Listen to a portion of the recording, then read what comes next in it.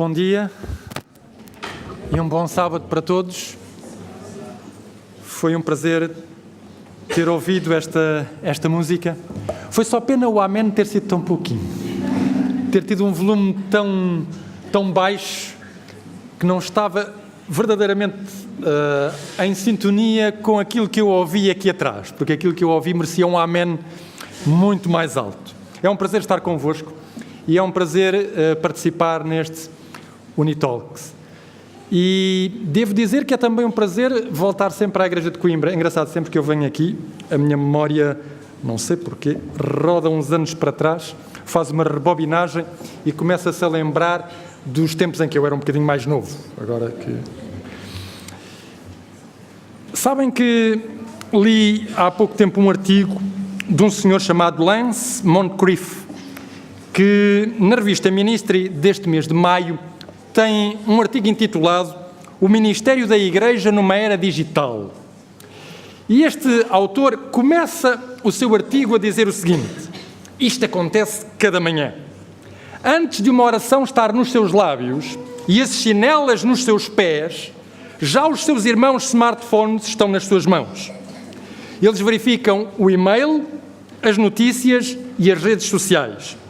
Os dispositivos móveis não são apenas a faísca das suas vidas assim que o dia inicia, mas são também o combustível da sua experiência digital ao longo do dia. Isto não vos soa familiar?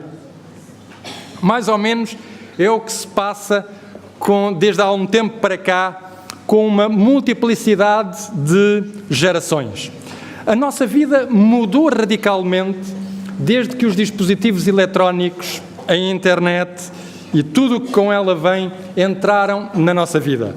Graças a eles, nós podemos encomendar uma pizza, podemos encomendar livros, podemos, aliás, encomendar toda a espécie de bens, podemos falar com quem quisermos em qualquer parte do mundo e ver o cenário real em que essa pessoa está. Podemos, inclusivamente, monitorizar a nossa saúde, até o nosso exercício físico. Recentemente, depois da minha operação, eu lá ia com o meu telemóvel no bolso, fazia umas caminhadas, estava autorizado a fazer uns X metros cada dia e ir aumentando o percurso à medida que eu me ia sentindo confortável. Eu agarrava no telemóvel, por hoje já chega, volta para trás e vai para casa. E é uma maravilha nós podermos fazer tudo isto.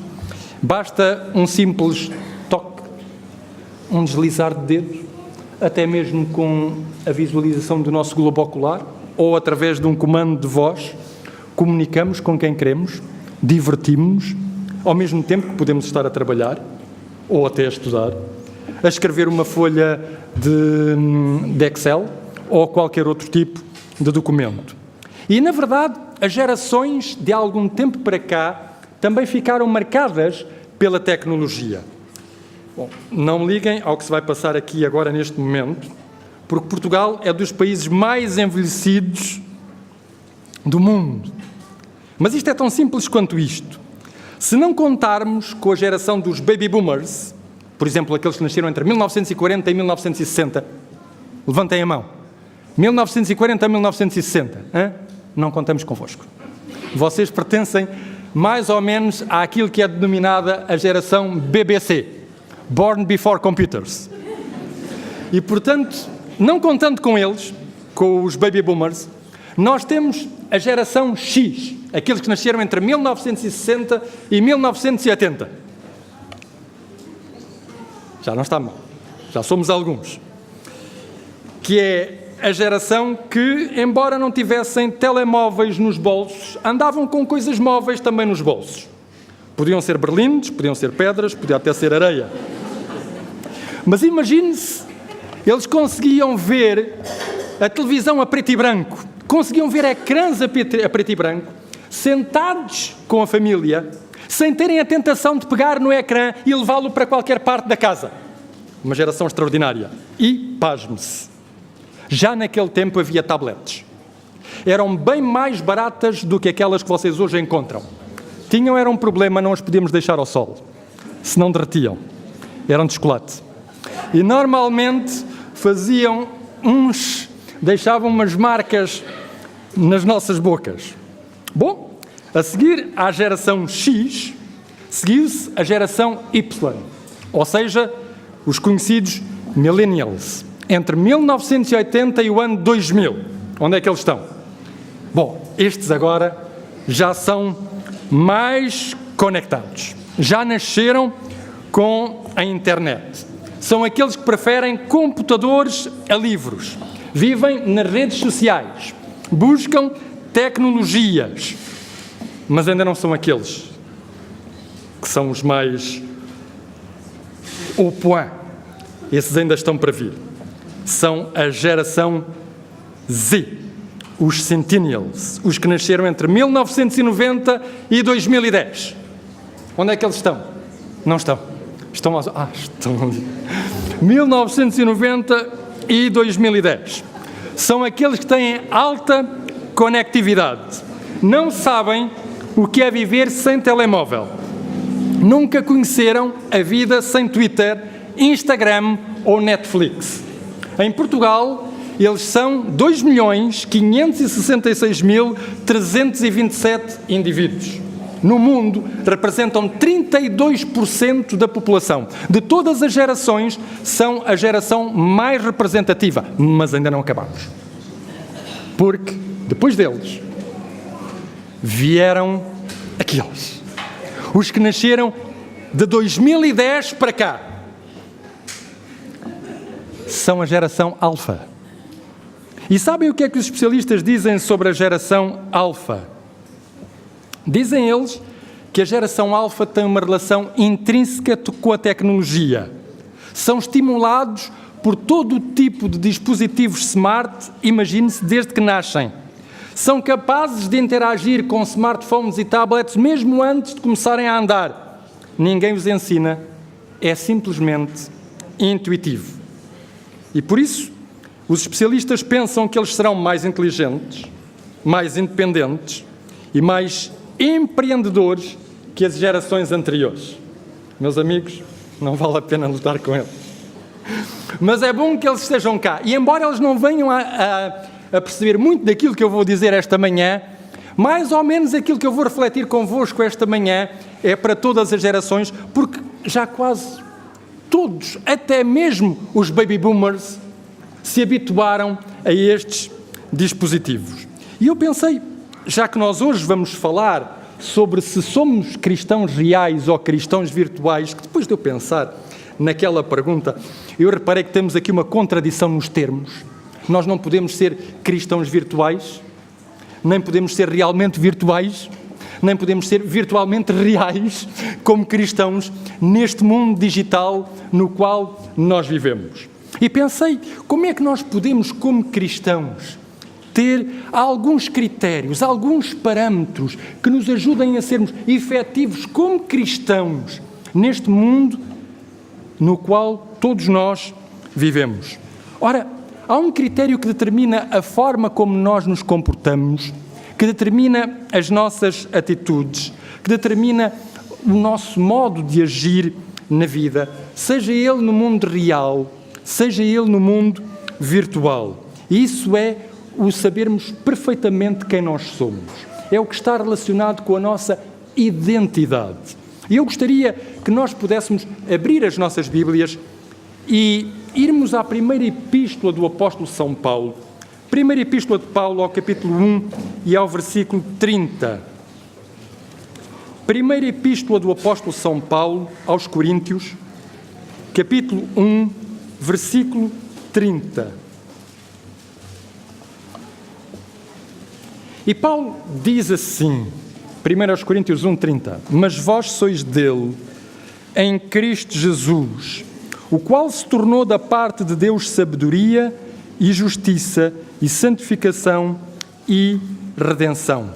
Paulo afirma inequivocamente que nós somos de Deus em Cristo Jesus. Quer isto dizer que, antes de mais, nós somos discípulos de Cristo.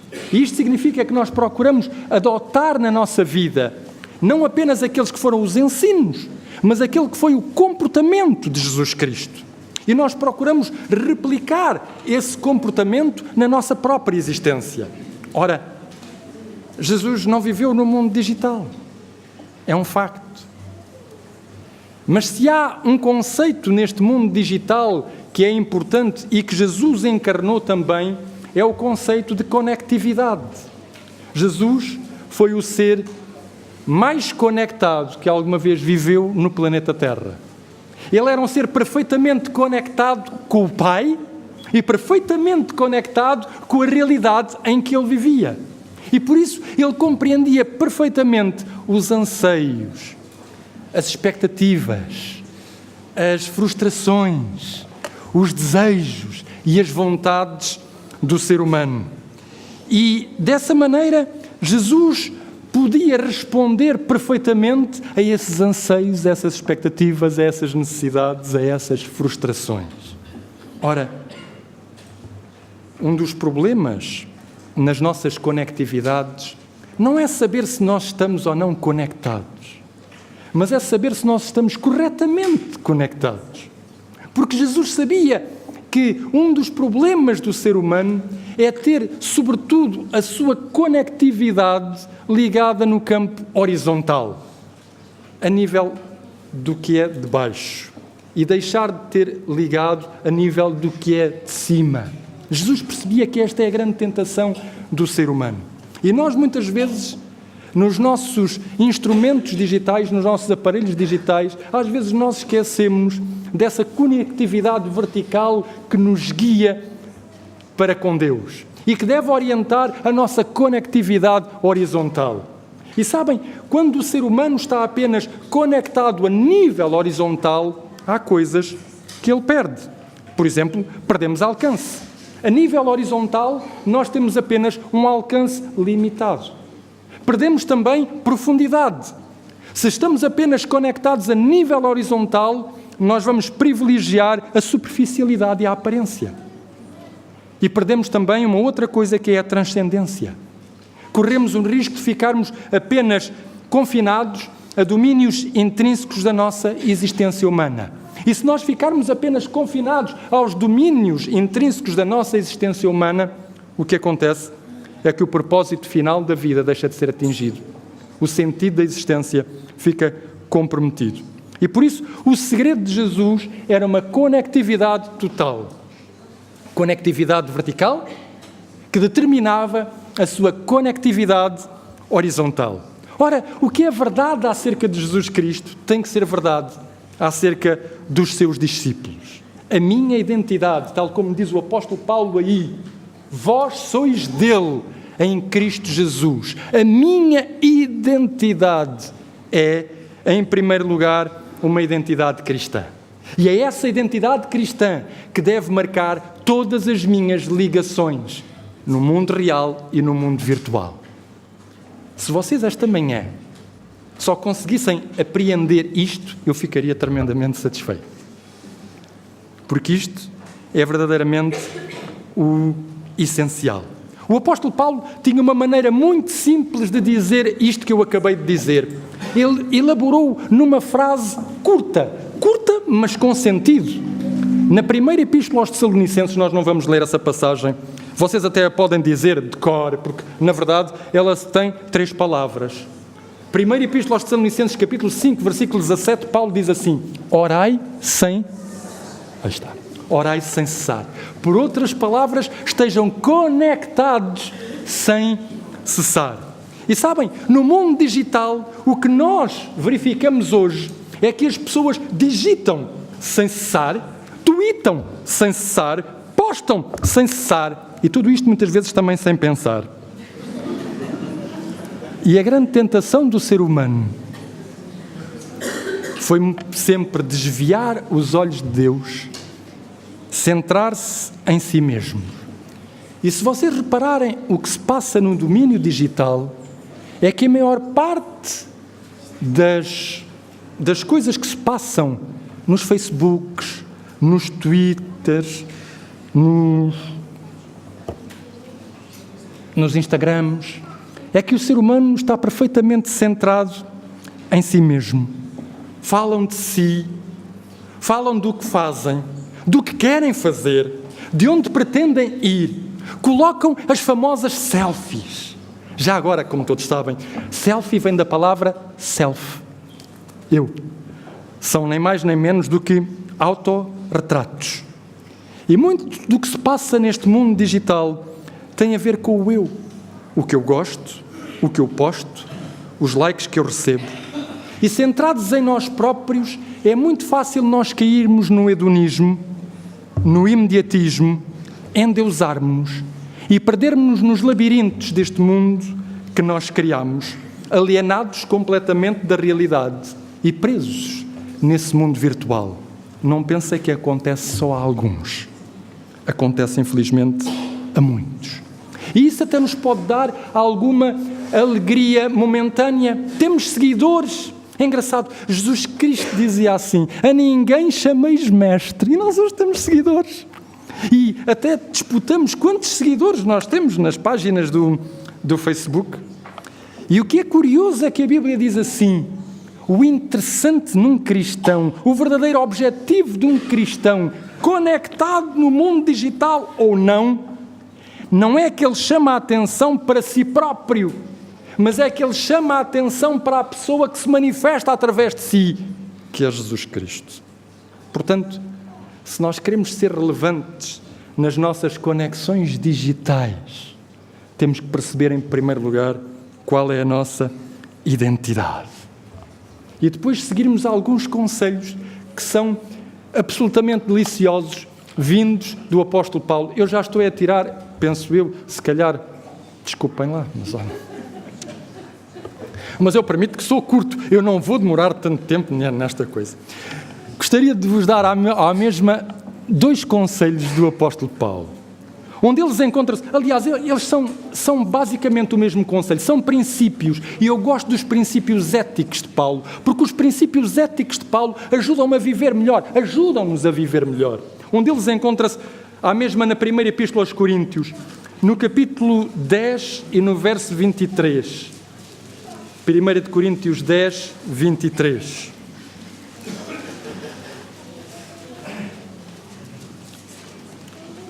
Vocês conhecem esta passagem, muitas vezes já a leram.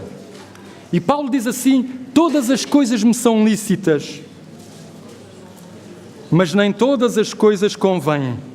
Todas as coisas me são lícitas, mas nem todas edificam. E se vocês repararem, ele diz a mesma coisa, ele repete isto 2 vezes, ele diz a mesma coisa no capítulo 6 e no versículo 12, mas acrescenta-lhe um outro aspecto. Capítulo 6 da mesma epístola aos Coríntios, primeira epístola aos Coríntios, capítulo 6, versículo 12, ele diz outra vez a mesma coisa. E ele diz assim: todas as coisas me são lícitas, mas nem todas convêm. Todas as coisas me são lícitas, mas eu não me deixarei dominar por nenhuma delas. O que é que o apóstolo São Paulo quis dizer com isto? Juntamos os 2 conceitos. Todas as coisas me são lícitas, mas nem todas edificam.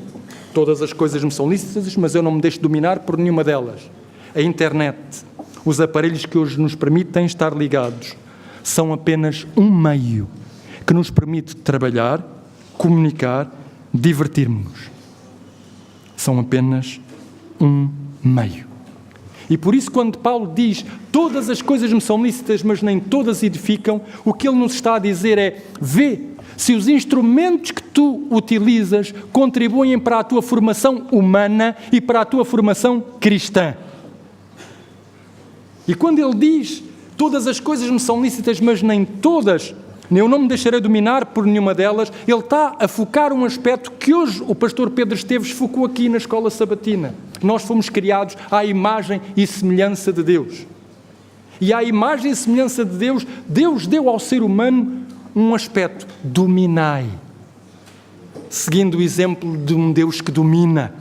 E um Deus que domina é um Deus que domina todo o universo, mas que respeita a nossa liberdade. Logo, nós temos que perceber se somos nós que dominamos estes instrumentos, estas plataformas, ou se são elas que dominam a nossa própria vida. E por isso, além do mais, uma vez que isto é um sinal da semelhança com Deus na nossa existência, eu reparo, porque sabem, quem está deste lado daqui, muitas vezes, como pastor, Eu vejo que, como cristãos e como jovens, o nosso culto de adoração fica aquém daquilo que deveria de ser. E sabem porquê? Porque às vezes nós estamos presentes virtualmente na igreja. Estamos aqui.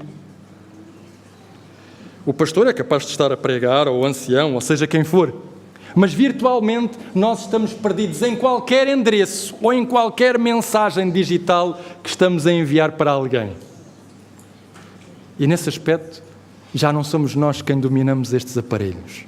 Quando Paulo diz isto, ele está a dizer: és tu quem decides quanto, quando, como e porquê e para quê é que vais utilizar aquilo que eu coloco na tua mão.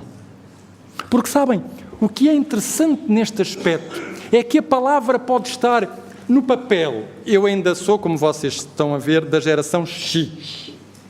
Ainda leio no papel. Já leio bastante aqui, mas ainda não leio o suficiente para outras gerações. Mas para mim é muito notório que a palavra de Deus, que é o poder maior que existe em todo o universo, tem tanto poder aqui como tem poder aqui. Passa tão bem pelo impresso como passa pelo wireless ou pela tecnologia 5G ou whatever, o que aí vier. O que é importante é que nós percebemos que se ela passa nas plataformas, é importante que ela passe também nas nossas vidas. E por isso, meus irmãos, o apóstolo Paulo dá-nos estes dois conselhos. Vamos ao último desta manhã. Epístola aos Colossenses, capítulo 3, versículo 17. Epístola aos Colossenses, capítulo 3, versículo 17. E tudo o que fizerdes, seja em palavra, seja em ação, fazei-o em nome do Senhor Jesus, dando por ele graças a Deus Pai. Não é opção saber se vivemos ou não numa era digital. Já não é opção. Ela está aqui, veio para durar e vai continuar. Mas eu quero dizer-vos que nós vivemos num momento extraordinário. Eu li há dias uma citação de um senhor que eu aprecio imenso, só foi pena ele ter morrido tão cedo. Chamava-se Dietrich Bonhoeffer. E Dietrich Bonhoeffer, num livro que ele tem, que é espetacular, a propósito, eu não posso ter isto aqui, mas o livro está em PDF, vocês podem tirá-lo da internet. É O Custo do Discipulado. E o custo do discipulado, na página 175, tem esta frase extraordinária. Eu gosto de frases curtas e extraordinárias. Ele diz assim: o chamado ao extraordinário é o risco inevitável que os homens devem tomar quando seguem Cristo. O chamado ao extraordinário é o risco inevitável que os homens devem tomar quando seguem Cristo. Nós vivemos num tempo extraordinário. E é realmente um risco. Mas é o risco que nós cristãos devemos tomar, porque o povo de Deus, ao longo da história humana, passou por todas as transformações socioculturais, socioeconómicas, transformações históricas e sempre conseguiu transmitir a vontade de Deus no meio dessas transformações. Nós estamos a viver numa transformação tecnológica. E o desafio que se nos coloca é, como igreja e a nível pessoal, nós sermos capazes hoje de transmitir a vontade de Deus no mundo em que vivemos. Nesta era digital, nós continuamos a ser o sal da terra e a luz do mundo. Continuamos a ser uma influência positiva e decisiva que mantém a esperança. Continuamos a ser as testemunhas do poder e do dinamismo que Deus traz à nossa vida. A este propósito, eu lembro-me da história do rei Ezequias. Vocês lembram-se do rei Ezequias? Chegou um momento da vida dele, o rei Ezequias adoeceu, e a Bíblia diz que aquela doença era mesmo para ele morrer. Mas o rei Ezequias, quando soube disso, e foi o profeta Isaías que lhe foi dizer: olha, Ezequias, prepara-te, o Senhor diz que é para morrer. E o Ezequias disse: então, mas eu fui dos reis melhores do povo de Deus. Fiz uma série de reformas e vou morrer neste momento. E a Bíblia diz que o Ezequias ficou deprimido, chorou, jejuou, orou. E Deus mandou outra vez o Isaías, olha, vai dizer ao Ezequias que ele tem mais 15 anos. Mas agora o Ezequias era um rei desconfiado. Se Deus já me disse que eu ia morrer e agora me diz que eu vou viver, já agora eu quero um comprovativo. E disse, pois bem, se eu vou viver, já agora a sombra no relógio da casa podia recuar 10 graus. E Deus assim fez, muito bem, a sombra vai recuar 10 graus. E havia uns senhores, como vocês sabem, que viviam em Babilónia, astrónomos. E eles viram este fenómeno. E para eles, os deuses comunicam-se através dos fenómenos no universo. E estes senhores viram que este fenómeno tinha acontecido e foram investigar o que é que acontecera e repararam que este fenómeno estava ligado com a doença do rei Ezequias. E então eles enviaram uma comitiva a Jerusalém. E vocês sabem a história, o Ezequias ficou tão contente, que lhes mostrou os tesouros, mostrou-lhes as armas. E Deus foi outra vez falar com Isaías, temos aqui um problema. Vais perguntar uma coisa simples ao Ezequias. E vocês têm esta história, por exemplo, em Isaías 39. E Isaías foi ao rei Ezequias e fez uma pergunta simples. Ezequias, o que foi que eles viram em tua casa? E o Ezequias ficou todo satisfeito e disse, eles viram tudo, viram os meus tesouros, viram as minhas armas. E o que estes homens viram realmente foi este eu que é fácil de aparecer quando as nossas conexões não estão bem situadas. E sem saber, o rei Ezequias comprometeu o futuro do seu povo. Porque os babilónios realmente viram que tesouros havia. Olha, vale a pena virmos até cá, vai compensar a despesa. E em segundo lugar, vai compensar também porque as armas deles não são melhores que as nossas. Mas a pergunta é pertinente. A pergunta de Isaías. O que foi ou o que é que as pessoas veem através dos teus ecrãs? O que é que as pessoas veem através dos teus posts? O que é que as pessoas veem através das mensagens que tu deixas no YouTube? O que é que as pessoas veem através das conectividades que as igrejas têm e que oferecem aos outros? Não se enganem, meus queridos irmãos, nem tudo aquilo que é adventista e que aparece na internet tem a marca do divino. Muitas vezes tem a marca do humano misturado de divino, é outra coisa. Mas a pergunta é pertinente. Porque nós só somos relevantes na sociedade de hoje se, como diz o apóstolo Paulo, tudo o que fizermos através dos nossos gestos, através das nossas palavras, for segundo a vontade e para a honra e glória de Deus. Sabem, a 30 de abril de 2012, um senhor chamado Paul Miller, ex-editor do blog Tecnologia Engadget, resolveu fazer uma coisa radical. Desconectou-se. Durante um ano ele disse, já não vou viver mais com a internet. Acabou-se. Durante um ano vou viver sem internet. E realmente, durante um ano, ele viveu sem internet e depois escreveu a sua experiência num artigo. E a sua experiência foi descrita em 3 fases. Fase 1, ficou tão eufórico por agora estar a viver sem internet que, imaginem, perdeu 7 quilos, escreveu metade de um romance, aumentou o seu grau de atenção e dedicou-se às interações no mundo real. Depois ele passou à fase 2, daí a alguns meses, ele verificou que a sua caixa de correio real estava a ficar cada vez mais apinhada, porque ele tinha desistido dos e-mails e de tudo o resto. Então a caixa começava a ficar apinhada. E aí ele começou a ficar deprimido. Deixou de visitar os amigos, deixou de conviver com as pessoas. E chegou à fase 3.